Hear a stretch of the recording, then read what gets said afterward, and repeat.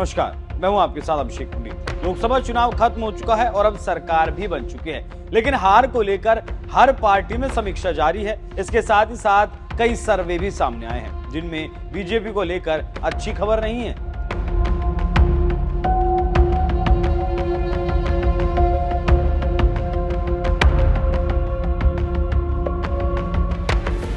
जब लोकसभा चुनाव चल रहा था तो बीजेपी राम मंदिर को लेकर और यूपी की जनता को लेकर आश्वस्त थी और बीजेपी को लग रहा था कि 80 लोकसभा सीटों में से कम 75 सीटों पर चुनाव तो जीत ही जाएंगे। लेकिन बीजेपी के होश ठिकाने तब लगे जब रिजल्ट आया और पता चला कि बीजेपी को यूपी की जनता ने 33 सीटों पर चिमटा दिया। यूपी की जनता ने ऐसा झटका दिया कि मोदी के होश उड़ गए और जो पिछले 10 साल से अकड़ कर चल रहे थे उनकी अकड़ को ढीला कर दिया और राहुल गांधी जैसे नेता को उनसे बड़ा बना दिया।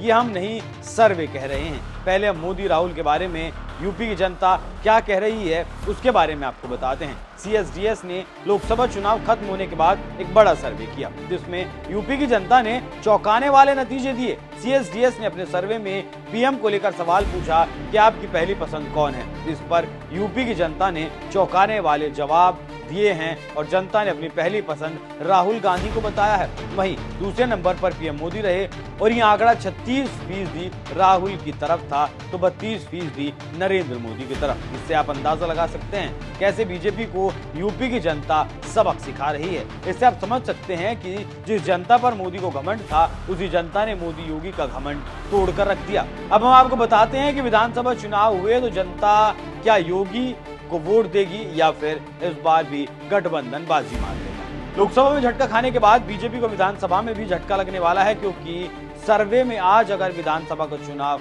होता है तो बीजेपी को हार का सामना करना पड़ेगा। जी हां, राजनीतिक विश्लेषक इसको गुणा भाग लगाकर कह रहे हैं अगर आज चुनाव हुए तो बीजेपी हार जाएगी। इसके लिए वो लोकसभा की सीटों को विधानसभा में कन्वर्ट करके बता रहे हैं। उनका कहना है अगर आज विधानसभा के चुनाव हुए तो इंडिया गठबंधन को 224, बीजेपी के नेतृत्व वाले NDA को 174 और चंद्रशेखर आजाद समाज पार्टी को 5 सीटें मिल सकती हैं। इससे आप समझ सकते हैं कि कैसे विधानसभा चुनाव में बीजेपी को बड़ा झटका लग रहा है। वहीं अब BL संतोष के नेतृत्व में जब लखनऊ में हार की समीक्षा की गई तो कई नेताओं ने कहा कि ठेके की नौकरियों से जनता नाराज है। इसके साथ ही साथ दलित, OBC और EWS के आरक्षण को समस्या माना गया। दलित मंत्रियों और नेताओं ने BL संतोष से कहा कि दलित अधिकारियों, थानेदारों, तहसीलदारों को नौकरियां तो मिलती हैं, लेकिन उन्हें पोस्टिंग में दरकिनार रखा जाता है। इसका भी असर पड़ा। इसी वजह से दलित, OBC बीजेपी से छिटक कर कांग्रेस के पाले में